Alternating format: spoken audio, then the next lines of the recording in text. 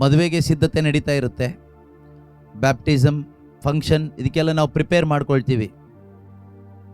ಈ ಫಂಕ್ಷನ್ಗೆ ಸುಮಾರು 1 ವಾರದಿಂದ ಪ್ರಿಪೇರ್ ಮಾಡ್ತಾ ಇದ್ದಾರೆ ಅಥವಾ 1 ಮಂತಿಂದ ಪ್ರಿಪೇರ್ ಮಾಡ್ತಾ ಇದ್ದಾರೆ. ಅದು ಈ ಲೋಕಕ್ಕೆ ಸಂಬಂಧಪಟ್ಟಿದ್ದು. ಎಲ್ಲ ಫಂಕ್ಷನ್ಗಳು ಲೋಕದ್ದೇ, ಎಲ್ಲದು. ಯಾವುದೂ ಸ್ವರ್ಗಕ್ಕೆ ನಮ್ಮನ್ನು ಕರ್ಕೊಂಡು ಹೋಗೋದಿಲ್ಲ. ಯಾವ ಫಂಕ್ಷನ್ನು ಕೂಡ ನಮ್ಮನ್ನು ಸ್ವರ್ಗಕ್ಕೆ ಕರ್ಕೊಂಡು ಹೋಗೋದಿಲ್ಲ. ಎಲ್ಲ ಈ ಲೋಕಕ್ಕೆ ಸೀಮಿತವಾದದ್ದು. ಇದೆಲ್ಲ ನಾವು ಮಾಡೋದು ನಮ್ಮ ಖುಷಿಗೆ. ಈಗ ಪಾಪ ಆ ಮಗುಗೆ ಏನು ಗೊತ್ತಾಗ್ತಾ ಇದೆ? ಏನೋ ಖುಷಿ ಆಗ್ತಾ ಇದೆಯಾ? ಅಳ್ತಾ ಇದೆ, ಸೆಕೆ ಅಲ್ವಾ? ಸೊ ನಾವು ಹೇಳ್ತೀವಿ ಮಗು ಹೆಸರಿಗೆ ಮಾಡ್ತೀವಿ, ಆದರೆ ಆ ಮಗುಗೇನು ಗೊತ್ತಾಗ್ತಾ ಇಲ್ಲ. ಮಗು ಹೆಸರಲ್ಲಿ ನಾವು ಮಾಡ್ತಾಯಿದ್ದೀವಿ ನಮ್ಮ ಖುಷಿಗೆ. ನಾವು ಹೆಚ್ಚು ಕಡಿಮೆ ಮಾಡುವಂಥ ಎಲ್ಲ ಫಂಕ್ಷನ್ಗಳು ನಮ್ಮ ಖುಷಿಗೇನೆ. ಸುಮ್ಮನೆ ದೇವ್ರ ಹೆಸರು ಹೇಳಿ ಹಾಳು ಮಾಡ್ತೀವಿ ಅಷ್ಟೇ. ದೇವರಿಗೆ ಯಾವ ಫಂಕ್ಷನ್ನು ಬೇಕಾಗಿಲ್ಲ, ಯಾವ ಹಬ್ಬನೂ ಬೇಕಾಗಿಲ್ಲ, ಏನೂ ಬೇಕಾಗಿಲ್ಲ. ದೇವರು ಬಯಸೋದು ಒಂದೇ, ಏನು ಗೊತ್ತಾ? ನಾವೆಲ್ಲರೂ ಸ್ವರ್ಗಕ್ಕೆ ಬರಬೇಕು, ನಾವೆಲ್ಲರೂ ದೇವರಿರೋ ಜಾಗಕ್ಕೆ ಬರಬೇಕು ಒಂದು ದಿನ. ಅಷ್ಟೇ ದೇವರು ನಮ್ಮೆಲ್ಲರಿಂದ ಎಕ್ಸ್ಪೆಕ್ಟ್ ಮಾಡೋದು. ಆದರೆ ನಾವು ಫಂಕ್ಷನ್ ಮಾಡ್ಕೊಂಡು ಊಟ ಮಾಡಿಕೊಂಡು ಕಾಲ ಕಳ್ಕೊಂಡು ಹೋಗ್ತಾ ಇದ್ದೀವಿ. ಯೇಸು ಕ್ರಿಸ್ತರು, ನಮ್ಮ ದೇವರು, ನಮ್ಮ ರಕ್ಷಕರು ವಾಪಸ್ ಬರ್ತಾರೆ. ಆ ಒಂದು ಅವೇರ್ನೆಸ್, ಆ ಒಂದು ಎಚ್ಚರಿಕೆ ನಮ್ಮಲ್ಲಿ ಎಷ್ಟು ಜನಕ್ಕೆ ಇದೆ?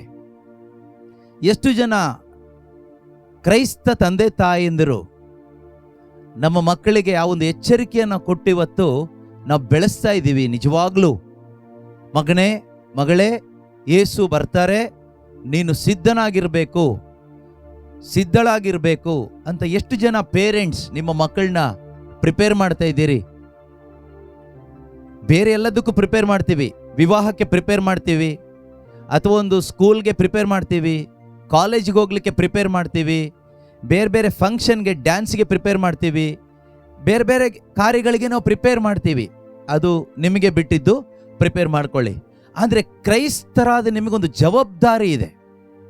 ಕ್ರೈಸ್ತ ವಿಶ್ವಾಸಿಗಳಾದ ನಮಗೊಂದು ರೆಸ್ಪಾನ್ಸಿಬಿಲಿಟಿ, ಕಮಿಟ್ಮೆಂಟ್ ಅಂತ ಹೇಳ್ತೀವಿ, ಅದು ನಮಗಿದೆ. ಅದು ದೇವರು ಲೆಕ್ಕ ಕೇಳ್ತಾರೆ. ಒಂದು ದಿನ ದೇವರು ಲೆಕ್ಕ ಕೇಳ್ತಾರೆ. ಅದಕ್ಕೆ ಉತ್ತರ ಕೊಡಲಿಕ್ಕೆ ನಾವು ಸಿದ್ಧರಾಗಬೇಕು. ಈಗ ನಮ್ಮ ಡೆಲ್ವಿನ್ ಮತ್ತು ಜೆರಿಟಾ ಮಗುವಿಗೆ ಜೂಡ್ ಅಥವಾ ಜೂದಾ, ಸ್ಯಾಮ್ ಜೂಡ್ ಅಂತ ಹೆಸರಿಟ್ಟಿದ್ದಾರೆ. ಅರ್ಥ ನಮಗೆ ಗೊತ್ತು, ಸಾಮ್ವೇಲ್ ಮತ್ತು ಜೂಡಾ. ಇದರಲ್ಲಿ ಬೈಬಲ್ನಲ್ಲಿ ನಾವು ನೋಡುವಾಗ 2-3 ಜೂಡ ಇದೆ. ಇದರಲ್ಲಿ ಮಗುನ ಯಾವ ಜೂಡ ಆಗಿ ಬೆಳೆಸ್ತಾರೆ ನೋಡ್ಬೇಕೀಗ. ಓಲ್ಡ್ ಟೆಸ್ಟಮೆಂಟಲ್ಲಿ ಒಂದು ಜೂಡ ಇದೆ. ಜೂಡ ಮೀನ್ಸ್ ವಾಟ್? ಪ್ರೈಸಿಂಗ್, ಸ್ತುತಿ, ದೇವರಿಗೆ ಧನ್ಯವಾದ. ದೇವರಿಗೆ ಧನ್ಯವಾದ ಹೇಳುವ ಜೂಡಾಗಿ ಮಗನ್ನ ಬೆಳೆಸ್ತಾರೋ ಅಥವಾ ಇನ್ನೊಂದು ಜೂಡ್, ಅದು ಪರವಾಗಿಲ್ಲ. ಹೊಸ ಒಡಂಬಡಿಕೆಯಲ್ಲಿ ಯೇಸು ಕ್ರಿಸ್ತನ ಸಹೋದರ ಅಥವಾ ಕಸಿನ್ ಅಂತ ನಾವು ಹೇಳ್ತೀವಿ, saint Jude, one who wrote the letter, ಯೂದನ ಪತ್ರಿಕೆ ಅಂತ ಇದೆ. ಯೇಸು ಸ್ವಾಮಿಯ ಶಿಷ್ಯನಾಗಿದ್ದ, ಸತ್ತ ಮೇಲೆ ಬದುಕೋ ತನಕ ಶತ್ರು ಆಗಿದ್ದ. ಯೇಸು ಕ್ರಿಸ್ತರು ಸತ್ತು ಸ್ವರ್ಗಾರೋಹಣರಾದ ಮೇಲೆ ಯೇಸು ಕ್ರಿಸ್ತನ ಅನುಯಾಯಿಯಾಗಿ, ಶಿಷ್ಯನಾಗಿ ಯೇಸುವಿಗೋಸ್ಕರ ತನ್ನ ಜೀವನವನ್ನು ಒಪ್ಪಿಸಿಕೊಟ್ಟಂತಹ ಜೂದ. ಇನ್ನೊಂದು ಜೂದ ಇದ್ದಾನೆ. ಅವನು ಯಾರು? ಯೇಸುವಿನ ಜೊತೆಗೇ ಇದ್ದು ಯೇಸುಗೆ ಮುತ್ತು ಕೊಟ್ಟು ಯೇಸುವನ್ನು ಶಿಲುಬೆಗೇರಿಸಲಿಕ್ಕೆ ಹಿಡಿದುಕೊಟ್ಟಂತಹ ವಂಚಿಸಿದ ಗುರುದ್ರೋಹಿಯಾದ ಜೂದ. ಈಗ ಈ ಜೂದನನ್ನು ಇವರು ಹೇಗೆ ಬೆಳೆಸ್ತಾರೆ ನೋಡ್ಬೇಕೀಗ. ನಾನು ನೀವು ನೋಡೋದು ಬೇಡ, ನಮ್ಮ ಮಕ್ಕಳನ್ನ ನಾವು ನೋಡ್ಕೊಳ್ಳೋಣ. ಆದರೆ ಈ ಒಂದು ಜವಾಬ್ದಾರಿ ತಗೋಬೇಕು. ಹೆಸರಿಡೋದು ತುಂಬ ಸುಲಭ, ಆ ಹೆಸರಿಗೆ ತಕ್ಕ ಹಾಗೆ ಬೆಳೆಸಬೇಕು. ಬೆಳೆಸದೇ ಇದ್ದರೆ ಏಟು ಬೀಳುತ್ತೆ ದೇವರಿಂದ. ನೀನು ಜೂದ ಅಂತ ಯಾಕೆ ಹೆಸರಿಟ್ಟೆ? ಜೂದಾಸ್ ಇಸ್ಕರಿಯೋತ್ ಅಂತ ಇಡ್ಬೋದಾಗಿತ್ತಲ್ವಾ ಅಂತ ದೇವ್ರು ಕೇಳ್ತಾರೆ. ನೀನು ಜೂದ ಅಂತ ಇಟ್ಟ ಮೇಲೆ, ಜೂದ ಅಂದರೆ ಅರ್ಥ ಏನು? ಸ್ತುತಿ. ಸ್ತುತಿ ಮಾಡಕ್ಕೆ ಬರುತ್ತೆ ನಿನ್ನ ಮಗನಿಗೆ. ಯೇಸುವೇ ನಿಮಗೆ ಸ್ತೋತ್ರ, ನಿಮಗೆ ಸ್ತುತಿ ಆಗಲಿ ದೇವರೇ, ನಿಮಗೆ ಮಹಿಮೆ ಆಗಲಿ ದೇವರೇ ಎಂದು ದೇವರಿಗೆ ಸ್ತುತಿಯಾಗುವ ಒಂದು ಜೀವನವನ್ನು ಈಗ ಈ ಮಗನು ಮಾಡಬೇಕಾದ್ರೆ ಜವಾಬ್ದಾರಿ, ಕಮಿಟ್ಮೆಂಟ್ ಯಾರು ತಗೋಬೇಕು? ಅಪ್ಪ ಅಮ್ಮ ತಗೋಬೇಕು.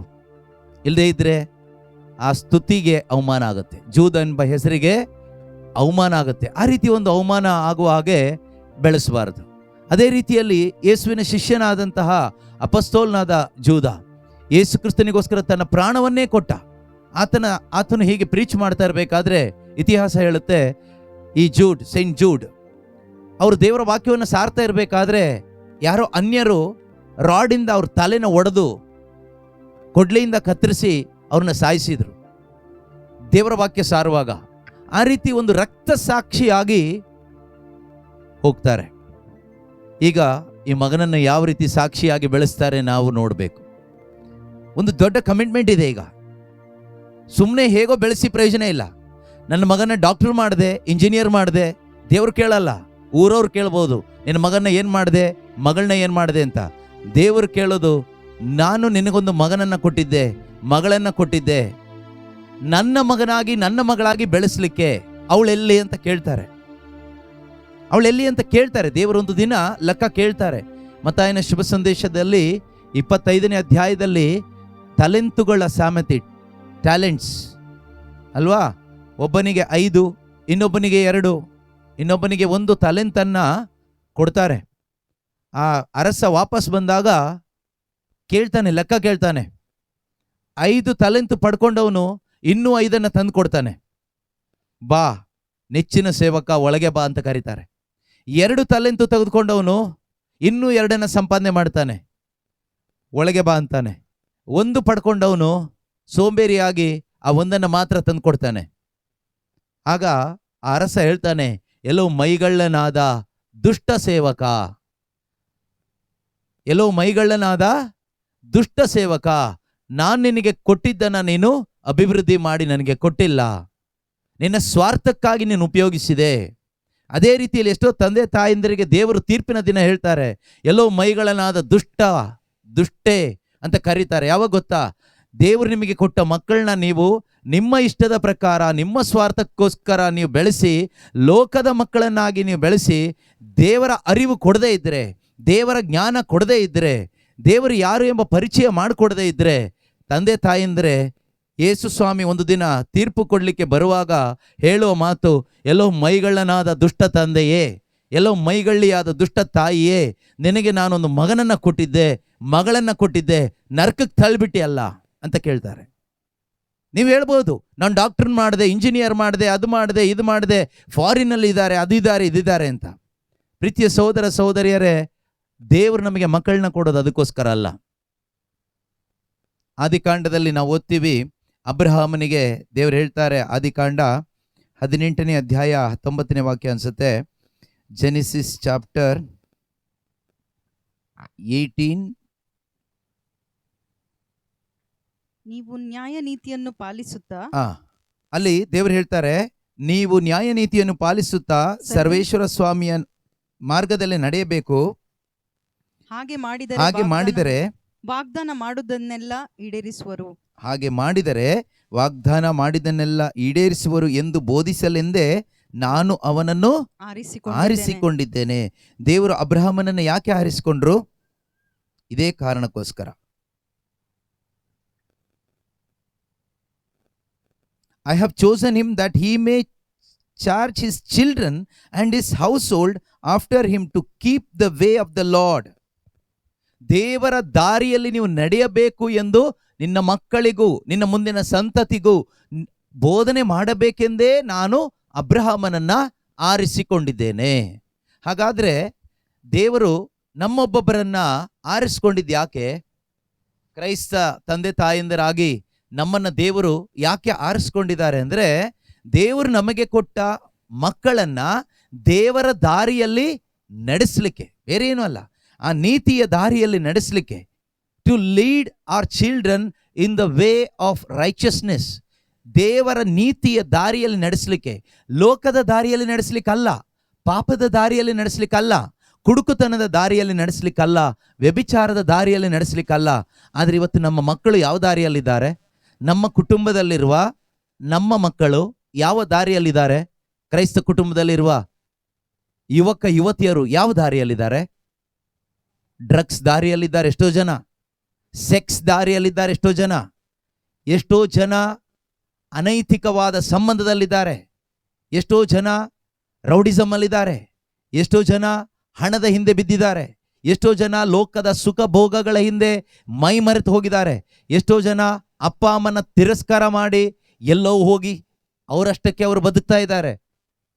ಪ್ರೀತಿಯ ಸಹೋದರ ಸಹೋದರಿಯರೇ, ಇದರ ಒಂದು ಜವಾಬ್ದಾರಿ ಯಾರ್ದಾಗಿತ್ತು? ತಂದೆ ತಾಯಂದಿರದಾಗಿತ್ತು. ತಂದೆ ತಾಯಂದಿರದಾಗಿತ್ತು. ಕ್ರೈಸ್ತ ತಂದೆ ತಾಯಂದಿರಿಗೆ ಒಂದು ಜವಾಬ್ದಾರಿ ಇದೆ. ಈ ಜವಾಬ್ದಾರಿ ಏನು? ದೇವರ ದಾರಿಯಲ್ಲಿ ನನ್ನ ಮಕ್ಕಳನ್ನ ನಾನು ಬೆಳೆಸಬೇಕು. ದೇವರ ದಾರಿಯಲ್ಲಿ ನನ್ನ ಮಕ್ಕಳನ್ನ ನಾನು ನಡೆಸಬೇಕು. ಇವತ್ತು ಜೆರಿಟಾ ಡೆಲ್ವಿನ್ ಈ ಒಂದು ಜವಾಬ್ದಾರಿಯನ್ನು ತೆಗೆದುಕೊಂಡಿದ್ದಾರೆ. ಇವತ್ತಲ್ಲ, ಲಾಸ್ಟ್ ವೀಕ್ ಬ್ಯಾಪ್ಟಿಸಮ್ ಕೊಟ್ಟ ದಿವಸ. ಯಾವತ್ತು ಬ್ಯಾಪ್ಟಿಸಮ್ ಆಯಿತು? 20th 20ನೇ ತಾರೀಕು ಸ್ನಾನ ದೀಕ್ಷೆ ಆಯಿತು. 12th ಓಕೆ, ದೀಕ್ಷಾ ಸ್ನಾನ ಕೊಟ್ಟರು. ದೀಕ್ಷಾ ಸ್ನಾನದ ಅರ್ಥ ಏನು?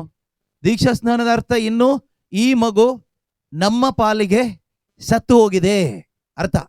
ಬೈಬಲ್ ಪ್ರಕಾರ ಈ ಮಗು ನಮ್ಮ ಪಾಲಿಗೆ ಏನಾಗಿದೆ?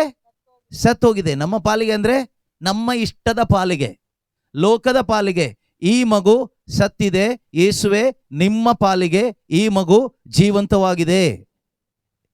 ಈ ರೀತಿಯಲ್ಲೇ ಈ ಮಗುವನ್ನು ನಾವು ಬೆಳೆಸ್ತೀವಿ ಎಂದು godparents and parents together with church, ಸಭೆಯೊಂದಿಗೆ ಸೇರಿ ಜ್ಞಾನ ತಂದೆ ತಾಯಿ ಮತ್ತು ತಂದೆ ತಾಯಿ ಮಗುವನ್ನ ಅಲ್ಲಿ ಬಲಿಪೀಠದ ಮುಂದೆ ಇಟ್ಟು ಬರ್ತಾರೆ. ಲಾಸ್ಟಿಗೆ ಇಡ್ತಾರೆ ಅಲ್ವಾ? ಏನದರ ಅರ್ಥ? ಹನ್ನಾಳು ಸಾಮುವೇಲನನ್ನ ದೇವಾಲಯದಲ್ಲಿ ಕಾಣಿಕೆಯಾಗಿ ಅರ್ಪಿಸಿ ಹೇಳ್ತಾಳೆ, ಇನ್ನು ಈ ಮಗು ದೇವರಿಗೆ ಮೀಸಲು. 1 ಸಾಮುವೇಲ್ 1:28 ನಾವು ಓದ್ತೀವಿ. ಸಾಮುವೇಲ್ ಪ್ರವಾದಿಯ ಪುಸ್ತಕ 1ನೇ ಗ್ರಂಥ ಅಧ್ಯಾಯ 1 ವಾಕ್ಯ 28 ನಾವು ಹೇಳ್ತೀವಿ. ಅಲ್ಲಿ ಹನ್ನ ಹೇಳ್ತಾರೆ, ಇನ್ನು ಈ ಮಗು ನನ್ನ ಮಗು ಅಲ್ಲ, ದೇವರ ಮಗುವಾಗಿ ನಾನು ಅರ್ಪಿಸ್ತಾ ಇದ್ದೀನಿ, ದೇವರಿಗೆ ಕಾಣಿಕೆಯಾಗಿ ಅರ್ಪಿಸ್ತಾ ಇದ್ದೀನಿ ಅಂತ.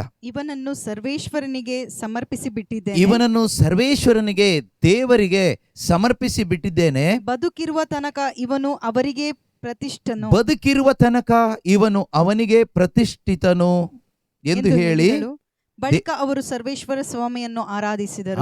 ಮಗುವನ್ನ ದೇವಾಲಯದಲ್ಲಿ ತೆಗೆದುಕೊಂಡು ಬಂದು ಏಲಿ ಎಂಬ ಯಾಜಕ ಇರ್ತಾನೆ, ಆ ಯಾಜಕನ ಪಾದದಲ್ಲಿಟ್ಟು ಹೋಗ್ತಾರೆ. ಇನ್ನು ಮುಂದೆ ಈ ಮಗು ದೇವರ ಮಗು, ಈ ಮಗು ದೇವರ ಸೇವೆಗಾಗಿ, ಈ ಮಗು ನಮ್ಮ ಸೇವೆಗಾಗಿ ಅಲ್ಲ. ನೋಡಿ, ಅಂತ ಒಂದು ತಂದೆ ತಾಯಂದ್ರು ನಿಮ್ಮಲ್ಲಿ ಎಷ್ಟು ಜನ ಇದ್ದೀರಿ? ನಿಮ್ಮ ಮಕ್ಕಳನ್ನ ಹೆತ್ತು ನೀವು ಯೋಚನೆ ಮಾಡ್ತೀರಿ, ನಾವು ವಯಸ್ಸಾದಾಗ ನನ್ನ ಮಗ ನನ್ನ ನೋಡ್ಕೊಳ್ತಾನೆ, ನನ್ನ ಮಗಳು ನನ್ನ ನೋಡ್ಕೊಳ್ತಾರೆ ಅಂತ. ನೋಡ್ಕೊಂಡ್ರೆ ತುಂಬ ಸಂತೋಷ. ಆದರೆ ಹಾರ್ಟ್ ಅಟ್ಯಾಕ್ ಆಗಿ ಸೆಂಟ್ರಲ್ ಸತ್ತೋಗ್ಬಿಟ್ರೆ ಅವ್ರನ್ನ ಯಾರು ನೋಡ್ಕೊಳ್ಳೋದು ಅಲ್ವಾ? ಸೊ ನೋಡ್ಕೊಳ್ಳಿ, ಒಳ್ಳೇದೇ. ಆದರೆ ಇಲ್ಲಿ ಹನ್ನಾಳು ನಾನು ವಯಸ್ಸಾದಾಗ ನನ್ನನ್ನು ನೋಡ್ಕೊಳ್ತಾನೆ ನನ್ನ ಮಗ ಅಂತ ಮಗನನ್ನು ಬೆಳೆಸಿಲ್ಲ. ದೇವರ ಕೆಲಸ ಮಾಡಲಿ ನನ್ನ ಮಗ ಅಂತ ಹೇಳಿಬಿಟ್ಟು ಅನೇಕ ವರ್ಷ ಬಂಜೆಯಾಗಿದ್ದವಳಿಗೆ ದೇವರು ಕೊಟ್ಟ ಒಬ್ಬನೇ ಮಗನನ್ನ, ಆ ಸಮಯದಲ್ಲಿ ಕೊಟ್ಟಂಥ ಮಗನನ್ನ ಅವಳು ದೇವರಿಗೋಸ್ಕರ ಕೊಟ್ಲು. ಎಷ್ಟು ಶ್ರೇಷ್ಠವಾದ ತಾಯಿ, ಎಂಥ ವಿಶ್ವಾಸ! ಆ ವಿಶ್ವಾಸ ಇವತ್ತು ನಮ್ಮ ಕುಟುಂಬಗಳಲ್ಲಿದೆಯಾ?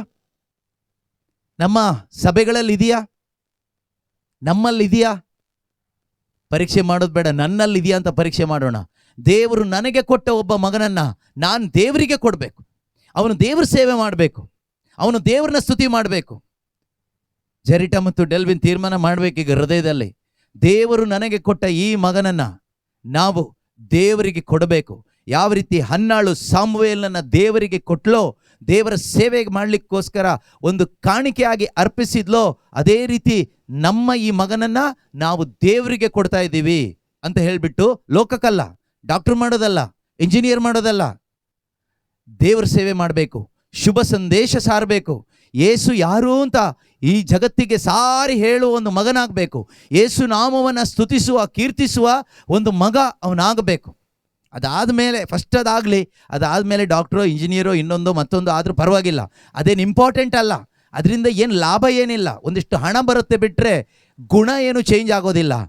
ಒಳಗಡೆ ಕ್ರಿಸ್ತನ ಗುಣ ಬರಬೇಕಾದ್ರೆ ಪರಿಶುದ್ಧಾತ್ಮರಿರಬೇಕು. ಡಾಕ್ಟರ್ ಆಗಲಿಕ್ಕೆ, ಇಂಜಿನಿಯರ್ ಆಗಲಿಕ್ಕೆ ಪರಿಶುದ್ಧಾತ್ಮ ಬೇಕಾಗಿಲ್ಲ. ಚೆನ್ನಾಗಿ ಡೊನೇಷನ್ ಕೊಟ್ಟು ಓದಿಸಿದ್ರೆ ಸಾಕು, ಇರುವ ಬುದ್ಧಿಯನ್ನು ಸ್ವಲ್ಪ ಡೆವಲಪ್ ಮಾಡಿಕೊಂಡ್ರೆ ಸಾಕು. ಅಲ್ಲಿ ಇಲ್ಲಿ ಕೋರ್ಸ್ ಮಾಡಿಕೊಂಡು ಡಾಕ್ಟರ್ ಆಗ್ಬೋದು, ಇಂಜಿನಿಯರ್ ಆಗ್ಬೋದು, ಅದರಿಂದ ಹಣ ಬರುತ್ತೆ ಬಿಟ್ಟರೆ ಗುಣ ಬರೋದಿಲ್ಲ. ಆದರೆ ಗುಣ ಬರಬೇಕಾದ್ರೆ, ಗುಣ ಅಂದರೆ ಯೇಸುವಿನ ಸ್ವಭಾವ, ದೈವ ಸ್ವಭಾವ ಬರಬೇಕಾದ್ರೆ ನಮಗೆ ಪವಿತ್ರಾತ್ಮರು ಬೇಕು. ಅದರಿಂದ ಪವಿತ್ರಾತ್ಮರು ಬೇಕು, ದೇವರ ವಾಕ್ಯನೂ ಬೇಕು. ಈ ಮಗನನ್ನು ಈಗ ಇವರೇನು ಮಾಡಬೇಕು? ದೇವರ ವಾಕ್ಯದಲ್ಲಿ ಬೆಳೆಸಬೇಕು.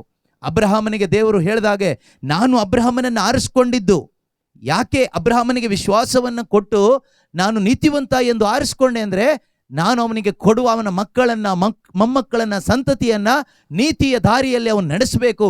For that reason I have chosen him. ಆ ಕಾರಣಕ್ಕಾಗಿ ಅವನನ್ನು ನಾನು ಆರಿಸ್ಕೊಂಡಿದ್ದೀನಿ ಅಂತ ಹೇಳ್ತಾರೆ. ಅದೇ ರೀತಿಯಲ್ಲಿ ಪ್ರೀತಿಯ ಸಹೋದರ ಸಹೋದರಿಯರೇ, ಇಂದು ನಿಮ್ಮನ್ನು ದೇವರು ಕ್ರಿಶ್ಚಿಯನ್, ಕ್ಯಾಥಲಿಕ್ಸ್ ಯಾರೇ ಆಗಿರಲಿ, ನಿಮ್ಮನ್ನು ಆರಿಸ್ಕೊಂಡಿದ್ದಾದರೆ ಈ ಕಾರಣಕ್ಕಾಗಿ ಆರಿಸ್ಕೊಂಡಿದ್ದಾರೆ. ಯಾಕೆ ಅಂದರೆ ದೇವರು ನಿಮಗೆ ಕೊಡುವಂಥ ಮಕ್ಕಳನ್ನು ದೇವರ ದಾರಿಯಲ್ಲಿ, ಆ ನೀತಿಯ ದಾರಿಯಲ್ಲಿ, ಸ್ವರ್ಗದ ದಾರಿಯಲ್ಲಿ ನಡೆಸಲಿಕ್ಕೋಸ್ಕರ. ನಾನು ಇಲ್ಲಿ ಕುತ್ಕೊಂಡು ಯೋಚನೆ ಮಾಡ್ತಾ ಇದ್ದೆ, ಇಷ್ಟು ಬಿಸಿಲಿದೆ, ಫ್ಯಾನ್ ಇಲ್ಲಲ್ಲಪ್ಪ ಅಂತ. ಬಿಸಿಲು ತುಂಬ ಜೋರಾಗಿದೆ ಅಲ್ವಾ? ಸೊ ತುಂಬ ಬಿಸಿ.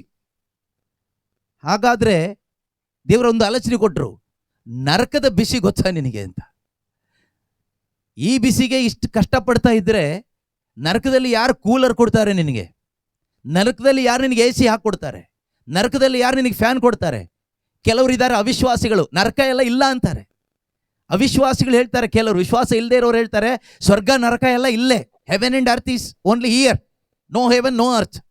ಅವರ ಬುದ್ಧಿ ಮಂಕಾಗೋಗಿದೆ, ಕಣ್ಣು ಕುರುಡಾಗೋಗಿದೆ, ಒಳಗಡೆ ವಿಶ್ವಾಸ ಅನ್ನೋದಿಲ್ಲ. ಆ ರೀತಿಯ ಒಂದು ಕ್ರಿಶ್ಚಿಯಾನಿಟಿ ಇವತ್ತು ನಮಗೆ ನೋಡ್ಲಿಕ್ಕಾಗತ್ತೆ. ಸ್ವರ್ಗ ನರಕ ಎಲ್ಲಿದೆ, ಯಾರು ನೋಡಿದ್ದಾರೆ ಅಂತ ಕೇಳುವಂಥವ್ರಿದ್ದಾರೆ. ನಿಮಗೆ ಕೇಳ್ತೀನಿ, ಆ ರೀತಿ ಕೇಳೋರು ನಿಮ್ಮಲ್ಲಿ ಯಾರಾದರೂ ಇದ್ದರೆ, ದೇವ್ರನ್ನ ನೀವು ಯಾರು ನೋಡಿದ್ದೀರಿ? ದೇವರಿದ್ದಾರೆ ಅಂತ ಯಾಕೆ ನಂಬ್ತೀರಾ? ಸ್ವರ್ಗ ನರಕ ಇಲ್ಲ ಅಂತ ನೀವು ಹೇಳೋದಾದರೆ ದೇವರೇ ಇಲ್ಲ ಅಂತ ನಾನು ಹೇಳ್ಬೋದಲ್ಲ. ನೀವು ದೇವರಿದ್ದಾರೆ ಹಾಗಾದರೆ ಸ್ವರ್ಗ ಇದೆ. ದೇವರಿದ್ದಾರೆ ಅಂತ ಹೇಗೆ ಹೇಳ್ತೀಯಾ? How can you say there is God? ದೇವರಿದ್ದಾರೆ ಅಂತ ಹೇಗೆ ಹೇಳ್ತೀಯಾ ಅಲ್ವಾ? ಸೊ ಹಾಗಾದರೆ ಸ್ವರ್ಗನೂ ಇದೆ, ನರಕನೂ ಇದೆ. ಯಾರು ಹೇಳಿದ್ದು? ಅದೇ ದೇವರು ಹೇಳಿದ್ದು, ಅದೇ ದೇವರ ವಾಕ್ಯ ಹೇಳ್ತಾ ಇದೆ. ಸ್ವರ್ಗನೂ ಇದೆ, ನರಕನೂ ಇದೆ. ಈ ಜೂದನು ಬರೆದಂಥ ಪತ್ರಿಕೆಯಲ್ಲಿ ನಾವು ಓದ್ತೀವಿ, ಈ ನರಕದ ನಿತ್ಯಾಗ್ನಿ ಬಗ್ಗೆ ಹೇಳಿದ್ದಾರೆ. ಆಯ್ತಾ? ಯಾರು ನರಕಕ್ಕೆ ಹೋಗ್ತಾರೆ ಅಂತ, ನಮ್ಮಲ್ಲಿ ಯಾರು ಹೋಗಬಾರ್ದು, ಅದಕ್ಕೋಸ್ಕರ ಎಚ್ಚರಿಕೆ ಆಗಿ ಇದನ್ನು ಹೇಳಿರೋದು. ಈಗ ಜೂಡ್ ಏನಾಗಬೇಕು ಗೊತ್ತಾ? ಸಭೆಗೆ ಎಚ್ಚರಿಕೆ ಕೊಡೋ ಮಗನಾಗಿ ಬೆಳೆಸಬೇಕು. ಈ ಯೂದನು ಬರೆದ ಪತ್ರಿಕೆಯಲ್ಲಿ ಯೂದ ಬರೆದಿರೋದು, ನನ್ನ ಪ್ರೀತಿಯ ಸಹೋದರ ಸಹೋದರಿಯರೇ, ದೇವರು ನಿಮ್ಮನ್ನು ಕಾಪಾಡ್ತಾರೆ ಅಂತಲ್ಲ, ದೇವರು ನಿಮ್ಮನ್ನು ನರಕಕ್ಕೆ ಹಾಕ್ತಾರೆ, ಎಚ್ಚರವಾಗಿ ಬದುಕ್ರಿ ಅಂತ. ನೀವು ಎಚ್ಚರಿಕೆಯಿಂದ ಬದುಕದೇ ಇದ್ರೆ ನಾಶವಾಗಿ ಹೋಗ್ತೀರಿ ಅಂತ ಎಚ್ಚರಿಕೆ ಕೊಡಲಿಕ್ಕೆ, ಕ್ರೈಸ್ತ ಸಭೆಗೆ ಎಚ್ಚರಿಕೆ ಕೊಡಲಿಕ್ಕೆ ದೇವರು ಆ ಯೂದನನ್ನು ಉಪಯೋಗಿಸಿದರು. ಅದೇ ರೀತಿಯಲ್ಲಿ ಈ ಯೂದನನ್ನು ತಂದೆ ತಾಯಿಂದರು ಬೆಳೆಸಬೇಕು. ಸಭೆಗೆ ಎಚ್ಚರಿಕೆ ಕೊಡಲಿಕ್ಕೋಸ್ಕರ ಒಂದು ಕ್ರಿಸ್ತ ಯೇಸುವಿನ ಅನುಯಾಯಿಯಾಗಿ, ಶಿಷ್ಯನಾಗಿ, ಸಾಧ್ಯವಾದರೆ ರಕ್ತಸಾಕ್ಷಿಯಾಗಿ ಬೆಳೆಸಲಿಕ್ಕೆ ಬೇಕಾದಂಥ ವಿಶ್ವಾಸವನ್ನು ಯಾರು ಕೊಡಬೇಕು? ತಂದೆ ತಾಯಂದ್ರು ಕೊಡಬೇಕು. ಆವಾಗ ಹೇಳ್ತಾ ಇರಬೇಕು, ಡೆಲ್ವಿನ್ ಮತ್ತು ಜರಿಟಾ, ಮಗನೇ ಸ್ಯಾಮ್ ಜೂಡ್, ನೀನು ನಮ್ಮ ಪಾಲಿಗೆ ಸತ್ತೋಗ್ಬಿಟ್ಟಿದ್ಯಾ. Baptism day you died to myself, my desires and the desires of this world. Now you have to live for the desire of God, to fulfil the desire of Jesus. ನೀನು ಯೇಸುವಿನ ಆಸೆಗಳನ್ನು, ದೇವರ ಆಸೆಯನ್ನು ಈಡೇರಿಸಲಿಕ್ಕೋಸ್ಕರ ಬದುಕಬೇಕು. ನಾವು ವಾಗ್ದಾನ ಮಾಡಿಬಿಟ್ಟಿದ್ದೀವಿ. Baptism ಕೊಡಬೇಕಾದ್ರೆ ತಂದೆ ತಾಯಂದರು ದೇವರ ಮುಂದೆ ಏನು ವಾಗ್ದಾನ ಮಾಡ್ತೀರಿ? ದೇವರೇ, ನೀನು ಕೊಟ್ಟ ಈ ಮಗುವನ್ನು ನಾನು ನಿನ್ನ ವಾಕ್ಯದ ಪ್ರಕಾರ, ಚರ್ಚ್ ಪ್ರಕಾರ, ಸಭೆ ಪ್ರಕಾರ, ಸಭೆ ಇರೋದು ಸೇವೆಗೆ, ಶುಭ ಸಂದೇಶಕ್ಕೆ ಅಲ್ವಾ? I will raise this child according to the word of God. I will teach whatever is written here. ಇಲ್ಲಿ ಏನೇನು ಬರೆದಿದೆಯೋ ಈ ಪವಿತ್ರ ಪುಸ್ತಕದಲ್ಲಿ, ಇದರ ಪ್ರಕಾರ, ದೇವರ ಆಜ್ಞೆಗಳ ಪ್ರಕಾರ, ದೇವರ ವಾಕ್ಯದ ಪ್ರಕಾರ, ದೇವರೇ ನೀನು ಕೊಟ್ಟ ಈ ಮಗುವನ್ನು ನಾನು ಬೆಳೆಸ್ತೀನಿ ಅಂತ ಪ್ರಾಮಿಸ್ ಮಾಡಿದ್ರ ನೀವು? ಮಾಡಿದಿರ ಅಲ್ವಾ? Be faithful to God. ದೇವರಿಗೆ ನಂಬಿಗಸ್ಥರಾಗಿರಿ, ಇಲ್ಲಾಂದರೆ ಪನಿಷ್ಮೆಂಟ್ ಸಿಗುತ್ತೆ. ಪನಿಷ್ಮೆಂಟ್ ಇದೆ, ಸುಮ್ಮನೆ ಹೇಳ್ಬರೋದಲ್ಲ. ನೀವು ಮದುವೆ ಆಗಬೇಕಾದ್ರೆ ವಾಗ್ದಾನ ಮಾಡಿದ್ರಿ, ಕಷ್ಟದಲ್ಲೂ ಸುಖದಲ್ಲೂ ನಾನು ನಿನ್ನ ಜೊತೆಗಿರ್ತೀನಿ, ನೀನೇ ನನ್ನ ಹೆಂಡ್ತಿ, ನೀನೇ ನನ್ನ ಗಂಡ ಅಂತೆಲ್ಲ ಹೇಳಿದ್ರಿ. ವಾಗ್ದಾನ ಮಾಡಿ ಮದುವೆ ಆದಮೇಲೆ ಇನ್ನೊಬ್ಳ ಜೊತೆಗೆ ಹೋದರೆ ಎಷ್ಟು ಅಸಹ್ಯವಾಗಿರುತ್ತೆ. ಹಾಗೇನೆ ಬ್ಯಾಪ್ಟಿಸಮಲ್ಲಿ ಮಗುನ ನೀವು ಬ್ಯಾಪ್ಟಿಸಮ್ ಕೊಡಿ ಅಂತ ದೇವರೇನು ಹೇಳಲಿಲ್ಲ, ಕಂಡೀಷನ್ ಹಾಕಿಲ್ಲ ಬ್ಯಾಪ್ಟಿಸಮ್ ಕೊಡಲೇಬೇಕು ಅಂತ, ನಿಮ್ಮ ಇಷ್ಟ. ಅದನ್ನು ಕೇಳ್ತಾರೆ, ನೀವು ಸ್ವಂತ ಇಷ್ಟದಿಂದ ಬಂದಿದ್ದೀರಾ ಬ್ಯಾಪ್ಟಿಸಮ್ ಕೊಡಿಸ್ಲಿಕ್ಕೆ? ಹೌದೌದು, ನಾವು ಸ್ವಂತ ಇಷ್ಟದಿಂದ ನಾವು ತೀರ್ಮಾನ ಮಾಡಿ ಬಂದಿದ್ದೀವಿ ಬ್ಯಾಪ್ಟಿಸಮ್ ಕೊಡಲಿಕ್ಕೆ. ಬ್ಯಾಪ್ಟಿಸಮ್ ಅಂದರೆ ಏನು? ಇದೆ.